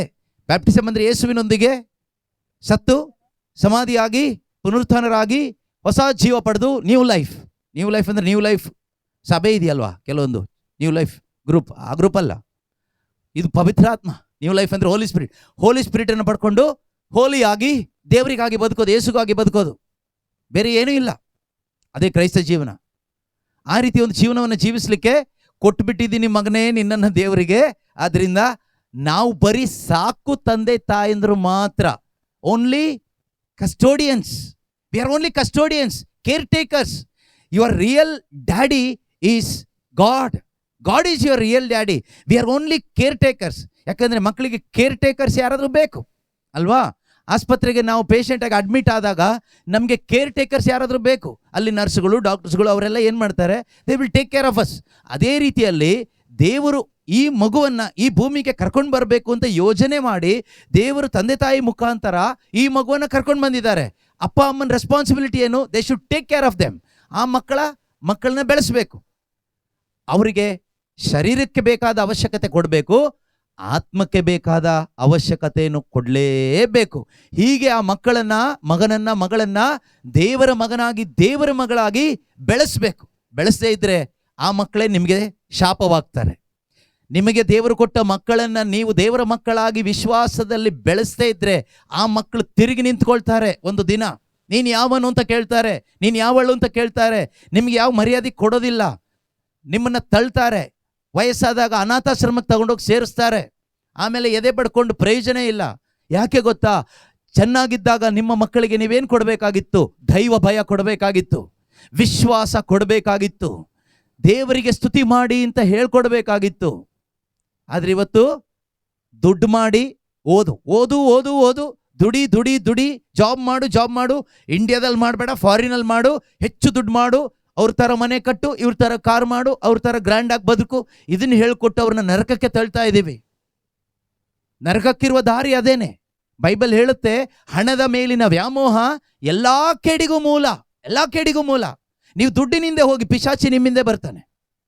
ನೀವು ಹಣ ಮಾಡಲಿಕ್ಕೆ ಫಾರಿನಿಗೆ ಹೋಗಿ ಇಲ್ಲಿ ಮನೆಯಲ್ಲಿ ನಿನ್ನ ಹೆಂಡ್ತಿನೂ ಯಾರೋ ಹೊಡ್ಕೊಂಡು ಹೋಗಿರ್ತಾರೆ, ಅಥವಾ ಗಂಡನ ಅಲ್ಲಿ ಯಾರೋ ಹೊಡ್ಕೊಂಡು ಹೋಗಿರ್ತಾರೆ, ಮಕ್ಕಳು ಇನ್ನೆಲ್ಲ ಕುಡ್ಕೊಂಡು ದಾರಿ ತಪ್ಪಿ ಹೋಗಿರ್ತಾರೆ. ನೀವು ಹೇಳೋದೇನು? ನಾನು ದುಡಿಮೆ ಮಾಡ್ಲಿಕ್ಕೆ ಹೋಗಿದ್ದು ಅಲ್ಲ, ದುಡ್ಡು ಮಾಡಲಿಕ್ಕೆ. ಬದುಕಲಿಕ್ಕೆ ಇಲ್ಲಿ ಬೇಕಾದಷ್ಟು ದಾರಿ ಇದೆ. ಅಲ್ಲಿ ತೋಟದಲ್ಲಿ ಗದ್ದೆಯಲ್ಲೋ ಎಲ್ಲೋ ಕೆಲಸ ಮಾಡಿದರೆ ಊಟಕ್ಕೆ ಬೇಕಾಗಿರೋದು, ಗಂಜಿ ಕುಡಿಲಿಕ್ಕೆ ಬೇಕಾಗಿರೋದು ಸಿಗುತ್ತೆ, ಏನು ತೊಂದರೆ ಇಲ್ಲ, ಆರೋಗ್ಯನೂ ಚೆನ್ನಾಗಿರುತ್ತೆ. ಅವಾಗ ನಾವು ಹೆಚ್ಚು ದುಡ್ಡು ಮಾಡ್ಲಿಕ್ಕೆ ಹೋಗಿ ಹೆಚ್ಚು ಕಾಯಿಲೆ ತಗೊಂಡು ಬರ್ತೀವಿ, ಹೆಚ್ಚು ದುಡ್ಡು ಮಾಡ್ಲಿಕ್ಕೆ ಹೋಗಿ ಹೆಚ್ಚು ಸಾಲಗಾರ ಆಗ್ತೀವಿ, ಹೆಚ್ಚು ದುಡ್ಡು ಮಾಡ್ಲಿಕ್ಕೆ ಹೋಗಿ ಹೆಚ್ಚು ಕುಟುಂಬ ಜೀವನ ಹಾಳು ಮಾಡ್ಕೊಳ್ತೀವಿ. ಇವತ್ತು ಅದೇ ಈ ಪ್ರಪಂಚದಲ್ಲಿ ನಡೀತಾ ಇರೋದು. ಮತ್ತು ನಾವು ಕ್ರೈಸ್ತರು ಅಂತ ಹೇಳ್ಕೊಳ್ತೀವಿ, ಸಾಕ್ಷಿಗಳಾಗಬೇಕು. ಸ್ಯಾಮ್ ಜೂಡ್ ಈ ಮಗುವನ್ನು ಸಾಕ್ಷಿ ಮಗುವಾಗಿ ಬೆಳೆಸಬೇಕು. ಇಲ್ಲದೇ ಇದ್ದರೆ ಸಂತ ಜೂಡನು ಬರೆದಂಥ ಪತ್ರಿಕೆಯಲ್ಲಿರ್ತಕ್ಕಂಥ ಆ ಎಚ್ಚರಿಕೆಯನ್ನು ಓದಿ ನಾನು ನಿಲ್ಲಿಸ್ತೀನಿ. ಯೂದನು ಬರೆದ ಪತ್ರಿಕೆ ಪ್ರಿಯರೇ, 1ನೇ ಅಧ್ಯಾಯ 5ರಿಂದ ಇರತಕ್ಕಂಥ ವಾಕ್ಯ ಓದ್ತೀನಿ. 5ರಿಂದ, ಇದನ್ನೆಲ್ಲ ನೀವು ಈಗಾಗಲೇ ಚೆನ್ನಾಗಿ ಅರಿತವರಾಗಿದ್ದೀರಿ. ಓಕೆ. ಆದರೂ ಕೆಲವು ವಿಷಯಗಳನ್ನು ನಿಮ್ಮ ನೆನಪಿಗೆ ತರಲು ಬಯಸುತ್ತೇನೆ. ದೇವರು ತಮ್ಮ ಪ್ರಜೆಗಳನ್ನು ಈಜಿಪ್ಟ್ ಇದು ಯಾರು ಬರೆದಿದ್ದು ಈ ಪತ್ರಿಕೆ? ಯೂದ ಬರೆದಿದ್ದು. ಆಯ್ತಾ? ಯೇಸು ಕ್ರಿಸ್ತನ ಸಹೋದರನಾದ ಯೂದ, ಈಜಿಪ್ಟ್ ಬ್ರದರ್ ಆಫ್ ಜೇಮ್ಸ್, ರಕ್ತ ಸಾಕ್ಷಿಯಾಗಿ ಯೇಸುಗೋಸ್ಕರ ತನ್ನ ಪ್ರಾಣವನ್ನು ತ್ಯಾಗ ಮಾಡಿದಂಥ ಯೂದ ಬರೆದಂಥ ಪತ್ರಿಕೆ. ಆತನು ಹೇಳ್ತಾನೆ ಈ ಪತ್ರಿಕೆಯಲ್ಲಿ ಏನಂತ ಹೇಳ್ತಾನೆ? ದೇವರು ತಮ್ಮ ಪ್ರಜೆಗಳನ್ನು ಈಜಿಪ್ಟ್ ದೇಶದಿಂದ ಬಿಡುಗಡೆ ಮಾಡಿದರು, ವಿಶ್ವಾಸ ಇಡದವರನ್ನು ಅನಂತರ ಅವರೇ ನಾಶ ಮಾಡಿದರು. ದೇವರು ನಾಶ ಮಾಡ್ತಾರಾ ಅಂತ ಕೇಳಿದರೆ ಕಾಯಿಲೆ ಕೊಡ್ತಾರಾ, ಕಷ್ಟ ಕೊಡ್ತಾರಾ? ಈ ನಾಶ ಅಲ್ಲ, ಅದು ನೀವು ಮಾಡ್ಕೊಳ್ಳೋದು, ಸ್ವಾರ್ಥದಿಂದ ಮಾಡ್ಕೊಳ್ಳೋದು. ಸೈತಾನ ಮಾಡ್ತಾನೆ ಬೇಕಾದರೆ ಈ ಲೋಕದಲ್ಲಿ. ಆದರೆ ಇಲ್ಲಿ ಹೇಳ್ತಾ ಇರೋದು ನಿತ್ಯ ನಾಶ, ಇಟರ್ನಲ್ ಡ್ಯಾಮಿನೇಷನ್, ನಿತ್ಯ ನಾಶ. ಯಾರನ್ನ ನಾಶ ಮಾಡಿದ್ರು? ಇಲ್ಲಿ ಒಂದು ಎಕ್ಸಾಂಪಲ್ ಮಾಡಿ ತೋರಿಸಿದ್ರು. ಮರುಭೂಮಿಯಲ್ಲವ್ರನ್ನ ದೇವರು ಸಾಯಿಸಿದ್ರು. ಯಾರನ್ನ? ಇಸ್ರಾಯೇಲ್ ಜನರನ್ನ. ನಾವು ಕೇಳ್ತೀವಿ, ದೇವರು ಯಾಕೆ ಅವ್ರನ್ನ ಸಾಯಿಸಬೇಕಾಗಿತ್ತು? ದೇವ್ರು ಒಳ್ಳೆ ದೇವರೇ, ಅದಕ್ಕೆ ನಾವು ಯಾರು ನರಕಕ್ಕೆ ಹೋಗಬಾರ್ದು ಅಂತ ಇಸ್ರಾಯೇಲ್ನ ಒಂದು ಎಕ್ಸಾಂಪಲ್ ಆಗಿ ತೆಗೆದುಕೊಂಡು ತೋರಿಸ್ತಾರೆ ನಮಗೆ. ಇಸ್ರಾಯೇಲ್ ಜನರನ್ನ ಬಿಡುಗಡೆ ಮಾಡಿದ್ದು ಯಾರು? ಈಜಿಪ್ಟಿನಿಂದ ದೇವರು. ಯಾಕೆ ಬಿಡುಗಡೆ ಮಾಡಿದ್ರು? ಅವ್ರು ದೇವ್ರ ಜೊತೆಗೆ ಬದುಕಲಿಕ್ಕೆ. ಹಾಗೆ ದೇವರು ನಮ್ಮನ್ನು ಪಾಪದಿಂದ ಬಿಡುಗಡೆ ಮಾಡಿದ್ರು. ಯಾರ ಮುಖಾಂತರ? ಯೇಸು ಕ್ರಿಸ್ತನ ಶಿಲುಬೆ ಮರಣದ ಮುಖಾಂತರ. ಅವರ ರಕ್ತ ಚೆಲ್ಲಲ್ಪಟ್ಟಾಗ ನಮ್ಮ ಪಾಪ ತೊಳೆಯಲ್ಪಟ್ಟಿತ್ತು. ಹೀಗೆ ದೇವರೇನು ಮಾಡಿದ್ರು? ನಮ್ಮೆಲ್ಲರ ಪಾಪಗಳನ್ನು ಯೇಸು ಕ್ರಿಸ್ತನ ಶಿಲುಬೆ ಮರಣದ ಮುಖಾಂತರ ಕ್ಷಮಿಸಿ ನಮ್ಮನ್ನು ಅವರು ಸ್ವಂತವಾಗಿಸ್ಕೊಂಡ್ರು. ಯಾಕೆ? ಇನ್ನು ಮುಂದೆ ನಾವು ದೇವರ ದಾರಿಯಲ್ಲಿ, ದೇವರ ಮಕ್ಕಳಾಗಿ, ಪ್ರೀತಿಯಲ್ಲಿ, ಪರಿಶುದ್ಧತೆಯಲ್ಲಿ ಬದುಕಲಿಕ್ಕೆ. ಎಣ್ಣೆ ಹೊಡ್ಕೊಂಡು, ಪಾರ್ಟಿ ಮಾಡಿಕೊಂಡು, ಡ್ಯಾನ್ಸ್ ಮಾಡಿಕೊಂಡು ಪಿಶಾಚಿಗಳ ಥರ ಬದುಕಲಿಕ್ಕಲ್ಲ, ಕ್ರೈಸ್ತ ವಿಶ್ವಾಸಿಗಳಾದ ನಾವು ಪರಿಶುದ್ಧತೆಯಲ್ಲಿ ಬದುಕಬೇಕು, ಪ್ರೀತಿಯಲ್ಲಿ ಬದುಕಬೇಕು, ಕ್ಷಮೆಯಲ್ಲಿ ಬದುಕಬೇಕು, ತಂದೆ ತಾಯಿಯನ್ನು ಗೌರವಿಸ್ತಾ ಬದುಕಬೇಕು, ವಿವಾಹ ಜೀವನವನ್ನು ಗೌರವಿಸ್ತಾ ಬದುಕಬೇಕು, ದೇವರು ನಮಗೆ ಕೊಡುವ ಮಕ್ಕಳನ್ನು ದೈವ ಭಯದಲ್ಲಿ ವಿಶ್ವಾಸದಲ್ಲಿ ಸಾಕ್ಷಿಗಳಾಗಿ ಬೆಳೆಸಬೇಕು. ಹೀಗೆ ಇದನ್ನು ಕಾಣುವಂಥ ಈ ಲೋಕದ ಜನರು ದೇವರನ್ನ ಕೊಂಡಾಡಬೇಕು. ಇದಕ್ಕಾಗಿ ದೇವರ ಮಹಿಮೆಗಾಗಿ ದೇವರು ನಮ್ಮೊಬ್ಬೊಬ್ಬರನ್ನ ಆರಿಸ್ಕೊಂಡಿರೋದು ಪ್ರೀತಿಯ ಸಹೋದರ ಸಹೋದರಿಯರೇ. ಆದರೆ ಇಸ್ರಾಯೇಲ್ ಜನರು ಅದನ್ನು ಜ್ಞಾಪಕ ಮಾಡ್ಕೊಳ್ಳಿಲ್ಲ. ಅವರು ಮರೆತು ಬಿಟ್ಟರು, ದೇವರನ್ನ ಮರೆತರು, ತಿಂದು ಕುಡಿದು ಮಜಾ ಮಾಡಿದ್ರು, ಅವಿಶ್ವಾಸದ ಜೀವನ ಜೀವಿಸಿದ್ರು, ದೇವರು ಅವರನ್ನು ನಾಶ ಮಾಡಿದ್ರು. ನೀವು ಯೋಚನೆ ಮಾಡ್ಬೋದು, ದೇವ್ರು ಇಲ್ಲೇ ನಮ್ಮನ್ನು ನಾಶ ಮಾಡ್ತಾರಾ ಅಂತ. ಇಲ್ಲ, ಇದು ಎಚ್ಚರಿಕೆ. ಜೂಡ್ ಒಂದು ಎಚ್ಚರಿಕೆ ಕೊಡ್ತಾ ಇದ್ದಾರೆ, ಯೂದ ಒಂದು ಎಚ್ಚರಿಕೆ ಕೊಡ್ತಾ ಇದ್ದಾನೆ, ಈ ಸ್ಯಾಮ್ ಜೂಡ್ ಕೂಡ ಇವತ್ತು ಎಚ್ಚರಿಕೆ ಕೊಡ್ತಾ ಇದ್ದಾನೆ. ಆತನ ಬ್ಯಾಪ್ಟಿಸಮ್ ಸೆಲೆಬ್ರೇಷನ್ ಮುಖಾಂತರವಾಗಿ, ಈ ವಾಕ್ಯದ ಮುಖಾಂತರವಾಗಿ ಎಚ್ಚರಿಕೆ ಕೊಡ್ತಾ ಇದ್ದಾನೆ. ವಿಶ್ವಾಸ ಇಡದವರನ್ನು ಅನಂತರ ಅವರೇ ನಾಶ ಮಾಡಿದರು. Afterward destroyed those who did not believe. ವಿಶ್ವಾಸದ ಜೀವನ ಜೀವಿಸಬೇಕು. ವಿಶ್ವಾಸ ಕೊಟ್ಟಿದ್ಯಾಕೆ? ಜೀವಿಸಲಿಕ್ಕೆ. ವಿಶ್ವಾಸದ ಜೀವನವನ್ನು ಜೀವಿಸಲಿಕ್ಕೆ. ಅದು ಜೀವಿಸದೆ ಹೋದರೆ ನಾಶವಾಗಿ ಹೋಗ್ತೀವಿ ಅಂತ ಎಚ್ಚರಿಕೆ ಕೊಡ್ತಾರೆ. ಅದಾದಮೇಲೆ 6ನೇ ಅಧ್ಯಾಯ, ಕೇವಲ ಅವ್ರನ್ನ ಮಾತ್ರ ಅಲ್ಲ, ದೇವರು ಸೃಷ್ಟಿ ಮಾಡಿದ ದೂತರನ್ನು ದೇವರು ಬಿಟ್ಟಿಲ್ಲ. Even angels got punished. ಅಂತೆಯೇ ತಮ್ಮ ಆದ್ಯ ಅಂತಸ್ತನ್ನು ಉಳಿಸಿಕೊಳ್ಳದೆ ತಮ್ಮ ಯೋಗ್ಯ ನಿವಾಸವನ್ನು ಕಳೆದುಕೊಂಡ ದೇವದೂತರನ್ನು ಶಾಶ್ವತ ಸಂಕಲಗಳಿಂದ ಬಂಧಿಸಲಾಯಿತು. ಮಹಾದಿನದಲ್ಲಿ ಸಂಭವಿಸುವ ದಂಡನೆಯ ತೀರ್ಪಿಗಾಗಿ ಇವರನ್ನು ಕಾರ್ಗತ್ತಲೆಯಲ್ಲಿ ಕೂಡಿಸಿಡಲಾಯಿತು. ನೋಡಿ, ದೇವರು ದೂತರನ್ನು ಬಿಟ್ಟಿಲ್ಲ. ದೇವರಿಗೆ ವಿರುದ್ಧವಾಗಿ ನಡೆದುಕೊಂಡಂಥ ದೇವರು ಅವರಿಗೆ ಒಂದು ಪೊಸಿಷನ್ ಕೊಟ್ಟಿದ್ರು, ಒಂದು ಒಳ್ಳೆಯ ಸ್ಥಾನ ಕೊಟ್ಟಿದ್ರು, ದೇವರ ಸಾನ್ನಿಧ್ಯದಲ್ಲಿದ್ದು ಸೇವೆ ಮಾಡಲಿಕ್ಕೆ. ಆದರೆ ಏನು ಮಾಡಿದ್ರು? ಅಹಂಕಾರ ಪಟ್ಟ. ಅವನೇನಾದ? ಪಿಶಾಚಿ ಆದ, ಸೈತಾನನಾದ. ಅಹಂಕಾರ ಪಡುವ ಪ್ರತಿಯೊಬ್ಬರು ನಾಶವನ್ನು ಕಂಡುಕೊಳ್ತೀರಿ ಅಂತ ಹೇಳಲಿಕ್ಕೆ ಎಚ್ಚರಿಕೆಯಾಗಿ ಯೂದನು ಈ ಪತ್ರಿಕೆಯನ್ನು ಬರಿತಾನೆ. ಸ್ಯಾಮ್ ಜೂಡ್ ಈ ಎಚ್ಚರಿಕೆಯನ್ನು ಕೊಡುವ ಮಗನಾಗಲಿ, ಸಭೆಗೆ ದೇವರು ಕೊಡುವ ಎಚ್ಚರಿಕೆಯ ಪ್ರವಾದನೆಯ ಸಂದೇಶವನ್ನು ಸಾರುವ ಒಂದು ಪ್ರವಾದಿ ಆಗಲಿ ಅಂತ ನಾನು ಪ್ರಾರ್ಥಿಸ್ತಾ ಇದ್ದೇನೆ. ಒಂದು ಪ್ರವಾದನೆಯ ಸಂದೇಶ ಬರಬೇಕು. ಆ ರೀತಿಯಲ್ಲಿ ತಂದೆ ತಾಯಂದ್ರು ಬೆಳೆಸಬೇಕು. ಯೋಚನೆ ಬೇರೆ ಏನೂ ಅಲ್ಲ. ನನ್ನ ಮಗ ಒಂದು ಪ್ರವಾದಿ ಆಗಬೇಕು, ನನ್ನ ಮಗ ಯೇಸುವಿಗಾಗಿ ಒಂದು ರಕ್ತ ಸಾಕ್ಷಿ ಆಗಬೇಕು. ಸಾಮುವೇಲ್ ಹೇಗೆ ದೇವರಿಗೆ ಸಾಕ್ಷಿಯಾಗಿ ಒಳ್ಳೆಯ ಯಾಚಕನಾಗಿ ಪ್ರವಾದಿಯಾಗಿ ಪ್ರವಾದಿಸಿದನೋ, ಅದೇ ರೀತಿಯಲ್ಲಿ ನನ್ನ ಮಗ ಒಂದು ಪ್ರವಾದಿ ಆಗಬೇಕು ಅಂತ ಜರಿಟ ಮತ್ತು ಡೆಲ್ವಿನ್ ಆಸೆ ಪಡಬೇಕು. ಅವರು ಅದೇ ಪ್ರಕಾರ ಬದುಕಬೇಕು. ಅವರೊಂದು ದಾರಿಲಿ ಹೋಗಿ ಮಗನ್ನ ಮಾತ್ರ ದೇವ್ರ ದಾರಿಲಿ ಬಾ ಅಂದರೆ ಅದು ಮುಟ್ಟಾಳ್ತನ ಆಗುತ್ತೆ. ಕೆಲವರು ಅಪ್ಪ ಅಮ್ಮಂದ್ರು ಇದ್ದಾರೆ, ಸುಳ್ಳು ಹೇಳೋದು, ಚಾಡಿ ಹೇಳೋದು, ಮೋಸ ಮಾಡೋದು, ಕುಡಿಯೋದು ಎಲ್ಲ ಮಾಡ್ತಾರೆ. ಮಕ್ಕಳಿಗೆ ಒಳ್ಳೆ ಉಪದೇಶ ಮಾಡ್ತಾರೆ, ಮಗನೇ ಕುಡಿಬೇಡ, ಮಗನೇ ಸ್ಮೋಕ್ ಮಾಡಬೇಡ. ಅಪ್ಪನ ಪಾಕೆಟಲ್ಲಿ ಎಲ್ಲ ಇರುತ್ತೆ. ಅಪ್ಪ ಎಣ್ಣೆ ಹೊಡಿತಾನೆ, ಮಗನಿಗೆ ಹೇಳೋದು ಕುಡಿಬೇಡ ಹಾಳಾಗ್ತೀಯ ಅಂತ. ಮಗ ಅಪ್ಪ ಫುಲ್ ಟೈಟಾಗಿನೇ ಇರೋದು ಯಾವಾಗಲೂ. ಮಕ್ಕಳಿಗೆ ಮಾತ್ರ ಒಳ್ಳೆ ಉಪದೇಶ. ಕಳ್ತನ ಮಾಡಬೇಡಿ ಅಂತ ಹೇಳ್ತಾರೆ ಮಕ್ಕಳಿಗೆ, ಮನೇಲೇನು ಕಳ್ತನ ಮಾಡಬೇಡಿ ಅಂತ. ಆದರೆ ಅವ್ರ ಜೀವನ ಕಳ್ತನದಲ್ಲೇ ಇರುತ್ತೆ. ವ್ಯಭಿಚಾರ ಮಾಡಬೇಡಿ ಅಂತ ಹೇಳ್ತಾರೆ, ಇವ್ರಿಗೆ 2-3 ಇರುತ್ತೆ, ಅಲ್ಲಿ ಇಲ್ಲಿ ಅಲ್ಲ. ಸೊ ಇದು ಅಸಹ್ಯಕರವಾದ ಜೀವನ. ಅದೇ ರೀತಿ ಜರಿಟ ಮತ್ತು ಡೆಲ್ವಿನ್ ಸಾಕ್ಷಿಯಾಗಿ ಬದುಕಿ ಆ ಸ್ಯಾಮ್ ಜೂಡ್ಗೆ ಒಂದು ಎಕ್ಸಾಂಪಲ್ ಆಗಬೇಕು. ಎಕ್ಸಾಂಪಲ್ ಆಗಿ ಇದನ್ನು ಹೇಳುವಾಗ ಖಂಡಿತವಾಗಲೂ ಮಕ್ಕಳು ಕೇಳ್ತಾರೆ. ಇವತ್ತು ಯಾಕೆ ತಂದೆ ತಾಯಿ ಮಾತು ಮಕ್ಕಳು ಕೇಳ್ತಾ ಇಲ್ಲ ಅಂದರೆ, ತಂದೆ ತಾಯಿ ಒಂದು ಒಳ್ಳೆ ಎಕ್ಸಾಂಪಲ್ ಆಗಿಲ್ಲ. ತಂದೆ ತಾಯಿ ಇಷ್ಟ ಬಂದ ಹಾಗೆ ಬದುಕಿ ನೀವು ಬದುಕ್ತಾ ಇರೋದು ನಿಮ್ಮ ಮಕ್ಕಳಿಗೆ ಗೊತ್ತಾಗೋದಿಲ್ಲ ಅಂತ ಅಲ್ಲ, ಎಲ್ಲ ಗೊತ್ತು, A to Z ಗೊತ್ತು. Even your minute thoughts they can recognise. ನಿಮ್ಮ ಆಲೋಚನೆ ಕೂಡ ಅವ್ರಿಗೆ ಅರ್ಥ ಆಗುತ್ತೆ. ಆದರೆ ಜನ್ಮ ಕೊಟ್ಟ ಅಪ್ಪ ಅಮ್ಮ ಅಲ್ವಾ, ಅವಮಾನ ಆಗಬಾರ್ದು ಅಂತ ಬಾಯಿ ಮುಚ್ಕೊಂಡು, ಕಣ್ಣು ಮುಚ್ಕೊಂಡು, ಕಿವಿ ಮುಚ್ಕೊಂಡು ಸುಮ್ಮನೆ ಇರ್ತಾರೆ ಅಷ್ಟೇ. ಅವ್ರು ದಡ್ರು ಅಂತ ತಿಳ್ಕೊಬೇಡಿ. ಅದು ಇವತ್ತಿನ ಮಕ್ಕಳಿಗಂತೂ ನೀವು ಏನೇ ಬಿಸ್ನೆಸ್ ಮಾಡಿದ್ರು ಗೊತ್ತಾಗುತ್ತೆ. ನಿಮ್ಮ ಮುಂದೆ ಅವರು ಗೌರವದಿಂದ ವರ್ತಿಸ್ತಾರೆ, ಯಾಕೆಂದ್ರೆ ಜನ್ಮ ಕೊಟ್ಟಿದ್ದೀರಲ್ಲ, ಅದಕ್ಕೋಸ್ಕರ. ಏನು ಗೊತ್ತಾಗಲ್ಲ ಅಂತ ತಿಳ್ಕೊಬೇಡಿ, ಆಯಿತಾ? ಸೊ ನಾವು ಮಾನಸಾಂತರ ಪಡಬೇಕು. ದೇವರು ನಮಗೆ ಎಚ್ಚರಿಕೆ ಕೊಡ್ತಾ ಇದ್ದಾರೆ. ಅದಾದಮೇಲೆ ಸೋದೋಮ್ ಮತ್ತು ಗೊಮೋರ ಅವುಗಳ ಸುತ್ತಮುತ್ತಲಿನ ಪಟ್ಟಣಿಗರು ಆ ದೂತರಂತೆಯೇ ನಡೆದುಕೊಂಡರು. ಅಲ್ಲದೆ ಅವರು ಅನೈತಿಕತೆಯಲ್ಲಿಯೂ ಪ್ರಕೃತಿ ವಿರುದ್ಧವಾದ ಲೈಂಗಿಕ ಕೃತ್ಯಗಳಲ್ಲಿಯೂ ಮಗ್ನರಾಗಿದ್ದರು. ಈ ಕಾರಣದಿಂದ ಅವರು ನಿತ್ಯಾಗ್ನಿಯ ಶಿಕ್ಷೆಗೆ ಗುರಿಯಾಗಿ ಇತರರಿಗೆ ಎಚ್ಚರಿಕೆಯನ್ನು ನೀಡುವ ನಿದರ್ಶನವಾಗಿದ್ದಾರೆ. ಇತರರಿಗೆ ಅಂದರೆ ಯಾರಿಗೆ? ನನಗೂ ನಿಮಗೂ, ನನಗೂ ಮತ್ತು ನಿಮಗೂ, ನಮಗೆಲ್ಲರಿಗೂ, ಮುಖ್ಯವಾಗಿ ಕ್ರೈಸ್ತ ಸಭೆಗೆ ಒಂದು ಎಚ್ಚರಿಕೆ. ಎಲ್ಲಿಗೆ? ನಿತ್ಯಾಗ್ನಿ, ಇಟರ್ನಲ್ ಫೈರ್ ಅಂತ ಇದೆ.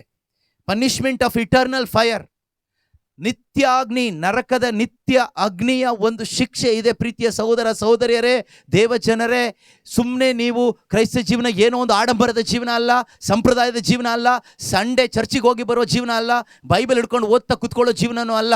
ಇದು ದೇವರು ನಮಗೆ ಕೊಟ್ಟಂಥ ಪರಿಶುದ್ಧವಾದ ಜೀವನ. ಆ ಪರಿಶುದ್ಧತೆಯನ್ನು ಕಾಪಾಡಿಕೊಳ್ಳದೆ ಹೋದರೆ, ಪವಿತ್ರಾತ್ಮನ ದೇವರು ನಮಗೆ ಯಾಕೆ ಕೊಟ್ಟಿದ್ದಾರೆ? ಪವಿತ್ರವಾಗಿ ಬದುಕಲಿಕ್ಕೆ. ಪವಿತ್ರ ವಚನಗಳು ಯಾಕೆ? ಪವಿತ್ರವಾಗಿ ಬದುಕಲಿಕ್ಕೆ. ಆ ಒಂದು ದೈವಿಕವಾದ ಪರಿಶುದ್ಧತೆಯನ್ನು ನಾವು ಕಾಪಾಡಿಕೊಳ್ಳದೆ ಹೋದರೆ, ಈ ನಿತ್ಯಾಗ್ನಿಗೆ ಸೋದಮ್ ಗೊಮೋರ ಪಟ್ಟಣದ ಜನರು ಹೇಗೆ ಹೋದರು, ಅದೇ ರೀತಿಯಲ್ಲಿ ಒಂದು ದಿನ ನಿತ್ಯ ಅಗ್ನಿಗೆ ಹೋಗಬೇಕಾಗುತ್ತೆ. ಆ ಅಗ್ನಿ ಸ್ಟಾಪ್ ಆಗೋದಿಲ್ಲ. ಈ ಅಗ್ನಿ ಸ್ಟಾಪ್ ಆಗ್ಬೋದು. ಈಗ ಬಿಸಿಲಿದೆಯಲ್ವಾ, ಸೆಕೆ ಇದೆಯಲ್ವಾ, ಸ್ವಲ್ಪ ಒಂದು ತಿಂಗಳು ಹೋದರೆ ಸ್ವಲ್ಪ ತಣ್ಣಗಾಗ್ಬೋದು, ಮಳೆ ಬರ್ಬೋದು. ಆದರೆ ನರಕದಲ್ಲಿ ಮಳೆ ಬರಲ್ಲ, ಗಾಳಿ ಬೀಸಲ್ಲ, ಕೂಲರ್ ಇಲ್ಲ, ಫ್ಯಾನ್ ಇಲ್ಲ, ಏನೂ ಇಲ್ಲ. ಅದಕ್ಕೆ ಎಕ್ಸಾಂಪಲ್ ಆಗಿ ಯೇಸು ಕ್ರಿಸ್ತರು ಒಂದು ಸಾಮರ್ಥ್ಯದಲ್ಲಿ ಹೇಳ್ತಾರೆ, ಒಬ್ಬ ಧನಿಕನಿದ್ದ, ಅವನು ದಿನ ಆಡಂಬರವಾಗಿ ಬದುಕ್ತಾ ಇದ್ದ, ಪಾಶ್ ಆಗಿ, ಎಲ್ಲರೂ ನೋಡ್ಬೇಕು, ನನ್ನನ್ನು ಗುರುತಿಸ್ಬೇಕು ಅಂತ, ಒಳ್ಳೆ ಬಟ್ಟೆ ಹಾಕೊಂಡು ಆರಾಮಾಗಿದ್ದ. ಒಂದು ದಿನ ಸತ್ತ, ನರಕದ ಬೆಂಕಿಗೆ ಹೋಗಿ ಬಿದ್ದ.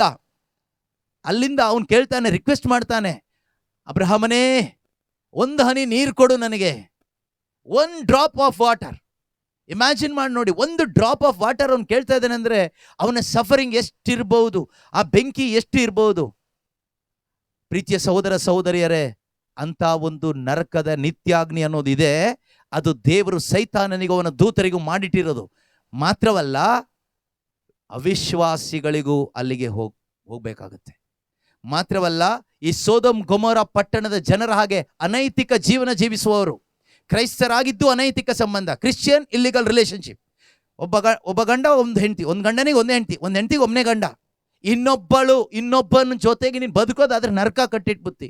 ಮತ್ತೆ ಏನು ಮಾಡಬೇಕು? ಮಾನಸಾಂತರ ಪಟ್ಟು ವಾಪಸ್ ಬರಬೇಕು.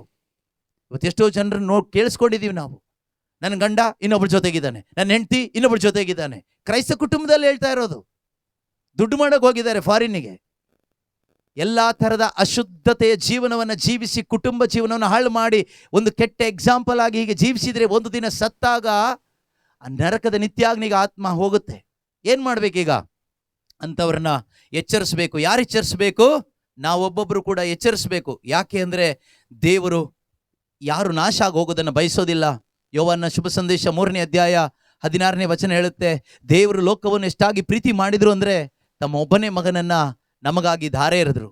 ದೇವರು ತಮ್ಮ ಒಬ್ಬನೇ ಮಗನಾದ ಯೇಸು ಕ್ರಿಸ್ತರನ್ನ ಎಲ್ಲ ಮನುಷ್ಯನಿಗೋಸ್ಕರ ಬಲಿ ಕೊಟ್ಟರು. ಯಾಕೆ ಗೊತ್ತಾ? ಎಲ್ಲರ ಪಾಪ ಪರಿಹಾರ ಆಗಲಿಕ್ಕೆ. ಯೇಸು ಕ್ರಿಸ್ತನು ರಕ್ತ ಚೆಲ್ಲಲ್ಪಟ್ಟಾಗ ಎಲ್ಲ ಮನುಷ್ಯನ ಪಾಪ ತೊಳೆಯಲ್ಪಡ್ತು. ಎಲ್ಲರೂ ಕ್ರಿಶ್ಚಿಯನ್ ಆಗ್ಲಿಕ್ಕೋಸ್ಕರ ಅಲ್ಲ ಯೇಸು ಸತ್ತಿದ್ದು. ಎಲ್ಲರೂ ತಮ್ಮ ಜಾತಿ ಚೇಂಜ್ ಮಾಡ್ಕೊಳ್ಳಿಕ್ಕಲ್ಲ ಯೇಸು ಸತ್ತಿದ್ದು. ಎಲ್ಲರೂ ಕೂಡ ಕನ್ವರ್ಟ್ ಆಗಲಿ ಅಂತ ಅಲ್ಲ ಯೇಸು ಸತ್ತಿದ್ದು. ಎಲ್ಲರೂ ಕೂಡ ದೇವರಲ್ಲಿ ವಿಶ್ವಾಸ ಇಟ್ಟು ಪಾಪ ಜೀವನವನ್ನು ಬಿಟ್ಟು ದೇವರ ಕಡೆಗೆ ತಿರುಗಿ ದೇವರ ಮಕ್ಕಳಾಗಿ ಸ್ವರ್ಗ ರಾಜ್ಯಕ್ಕೆ ಬರಲಿ ಅಂತಾನೆ ಯೇಸು ಕ್ರಿಸ್ತರು ಈ ಭೂಮಿಗೆ ಬಂದು ಆ ಶಿಲುಬೆ ಮೇಲೆ ತಮ್ಮ ಪ್ರಾಣವನ್ನು ಕೊಟ್ಟಿದ್ದು, ರಕ್ತವನ್ನು ಚೆಲ್ಲಿದ್ದು. ನಾವು ಅದನ್ನು ನಂಬಬೇಕು. ಯೇಸು ನನ್ನ ಪಾಪ ಕ್ಷಮಿಸಿದ್ದಾರೆ, ಯೇಸು ನನಗೋಸ್ಕರ ಸತ್ತಿದ್ದಾರೆ, ನಾನು ಸಾಯಬೇಕಾದ ಆ ಮರಣವನ್ನು ಯೇಸು ಅನುಭವಿಸಿದ್ದಾರೆ, ನನ್ನ ಪಾಪವನ್ನು ಅವರು ತೊಳೆದಿದ್ದಾರೆ, ನನ್ನನ್ನು ರಕ್ಷಣೆ ಮಾಡಿದ್ದಾರೆ ಎಂದು ನಾನು ನಂಬಿ ದೇವರ ಆತ್ಮರನ್ನು ಪಡ್ಕೊಂಡು ನನ್ನ ಪರಿಶುದ್ಧವಾದ ಜೀವನವನ್ನು ಜೀವಿಸಬೇಕು. ಆಗ ನನ್ನ ಆತ್ಮ ಏನಾಗುತ್ತೆ? ನಿತ್ಯನಾಶಕ್ಕೆ ಹೋಗೋದಿಲ್ಲ. ನಿತ್ಯನಾಶಕ್ಕೆ ಹೋಗೋದಿಲ್ಲ. ಈ ದೂತರು ದೇವರು ಈ ದೂತರನ್ನು ಪನಿಷ್ ಮಾಡಿದ ಯಾಕೆ? ದೇವರು ಅವರಿಗೊಂದು ಪೊಸಿಷನ್ ಕೊಟ್ಟರು, ಇಲ್ಲಿ ಇರಿ ಅಂತ. ಆದರೆ ಅವ್ರು ಏನು ಮಾಡಿದರು? ಬೇರೆ ಥರ ಇರ್ಲಿಕ್ಕೆ ಆಸೆ ಪಟ್ಟರು, ಅಹಂಕಾರ ಪಟ್ಟರು ಅಲ್ವಾ?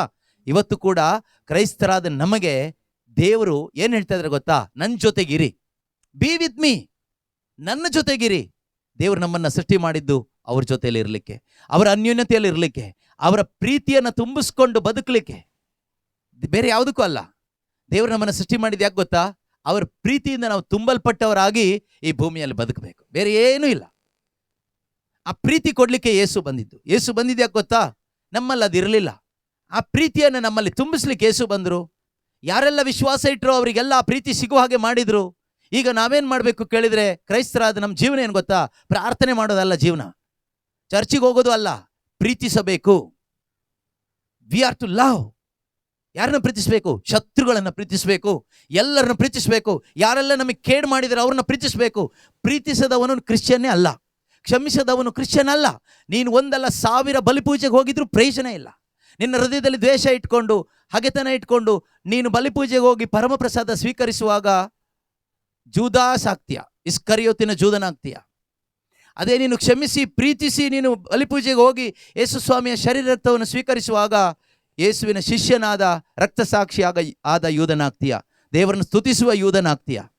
ಅದರಿಂದ ಈ ಒಂದು ಸ್ಯಾಮ್ ಜೂಡ್ ಈ ಮಗನನ್ನ ಅವರ ತಂದೆ ತಾಯಂದಿರು ಮತ್ತು ಜ್ಞಾನ ತಂದೆ ತಾಯಂದಿರು ವಿಶ್ವಾಸದಲ್ಲಿ ಬೆಳೆಸಲಿಕ್ಕೆ ಬೇಕಾದಂತಹ ಎಲ್ಲ ಉಪದೇಶವನ್ನು ಅವ್ರು ಮಾಡಬೇಕು. ಅದೇ ರೀತಿ ದೇವರು ನಮಗೆ ಕೊಟ್ಟ ಮಕ್ಕಳನ್ನು ದೇವರ ಮಕ್ಕಳನ್ನಾಗಿ ಬೆಳೆಸಲಿಕ್ಕೆ ಬೇಕಾದ ಜ್ಞಾನವನ್ನು ನಾವು ದೇವರಿಂದ ಪಡ್ಕೋಬೇಕು. ನೋಡಿ, ನಾವು ಒಬ್ಬರಿಗೆ ಹೆಲ್ಪ್ ಮಾಡಬೇಕಾದ್ರೆ ನಮ್ಮ ಹತ್ರ ಏನಾದರೂ ಇರಬೇಕು. ನಮ್ಮ ಪಾಕೆಟ್ ಖಾಲಿ ಆದರೆ ನಾವು ಇನ್ನೊಬ್ರಿಗೆ ಏನು ಕೊಡ್ಲಿಕ್ಕಾಗುತ್ತೆ? ಏನು ಕೊಡ್ಲಿಕ್ಕೆ ಇರೋದಿಲ್ಲ. ಹಾಗೆ ತಂದೆ ತಾಯಿಂದ್ರೆ ನಿಮ್ಮಲ್ಲಿ ದೇವರ ಜ್ಞಾನ ಇಲ್ಲದೆ ಇದ್ರೆ, ನಿಮ್ಮಲ್ಲಿ ನಿಜವಾದ ವಿಶ್ವಾಸ ಇಲ್ಲದೆ ಇದ್ರೆ, ನಿಮ್ಮ ಮಕ್ಕಳಿಗೆ ನೀವೇನು ಕೊಡ್ತೀರಾ? ಊಟ ಕೊಡ್ತೀರಿ, ಬಟ್ಟೆ ಕೊಡ್ತೀರಿ, ಫೋನ್ ಕೊಡ್ತೀರಿ, ಕಾರ್ ಕೊಡ್ತೀರಿ, ಓಕೆ, ಬೇರೆ ಎಜುಕೇಶನ್ ಕೊಡ್ತೀರಿ, ಎಲ್ಲ ಕೊಡ್ತೀರಿ. ಇದರಿಂದ ಅವ್ರ ಆತ್ಮಕ್ಕೇನು ಸಿಗುತ್ತೆ? ಆತ್ಮ ಇದೆಯಲ್ವಾ, ಆತ್ಮಕ್ಕೇನು ಸಿಗುತ್ತೆ?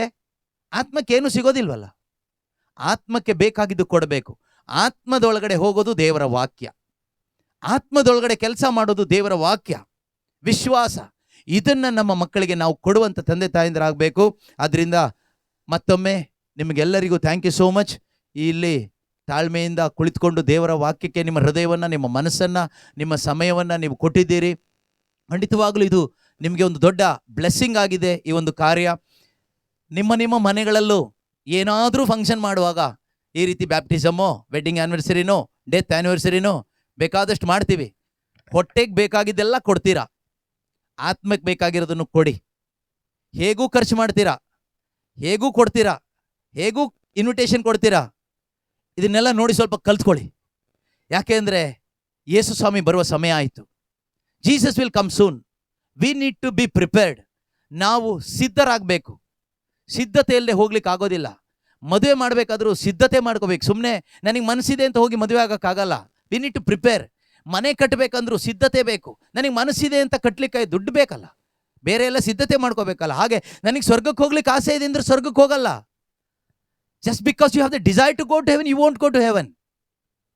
You must prepare. ಸಿದ್ಧರಾಗಬೇಕು.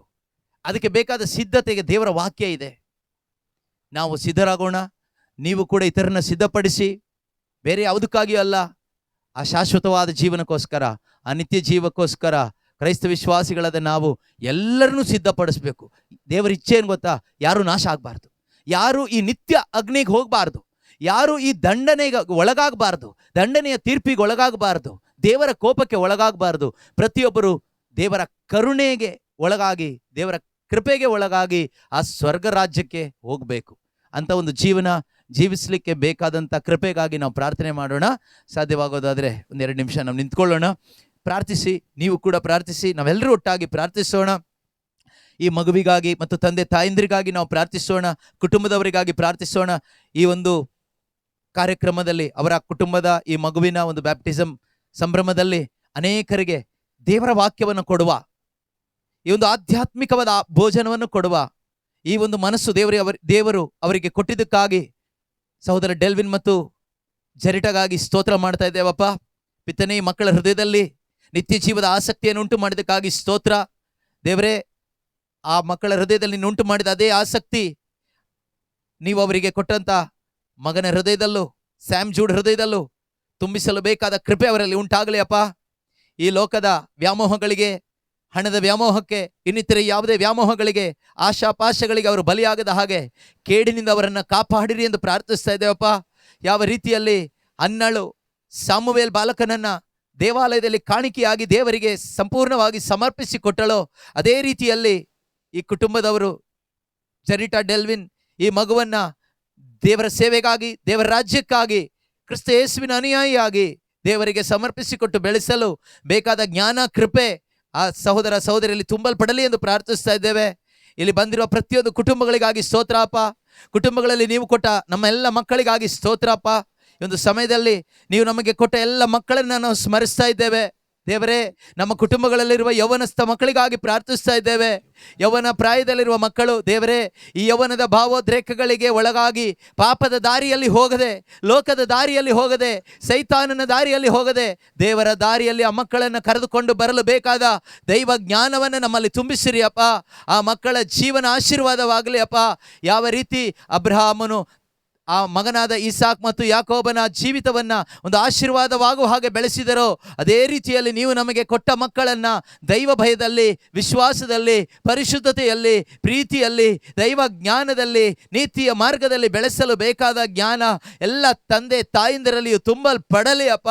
ಪಿತನೇ, ಈ ಒಂದು ಪ್ರಾರ್ಥನೆಯ ಮುಖಾಂತರವಾಗಿ ಮುರಿದು ಹೋದ ಸಂಬಂಧಗಳು ಒಂದಾಗಲಿ ಅಪ್ಪ. ತಂದೆ ತಾಯಿಯರನ್ನ ಗೌರವಿಸಲು ಬೇಕಾದ ಕೃಪೆ ಮಕ್ಕಳಲ್ಲಿ ಉಂಟಾಗಲಿ ಅಪ್ಪ.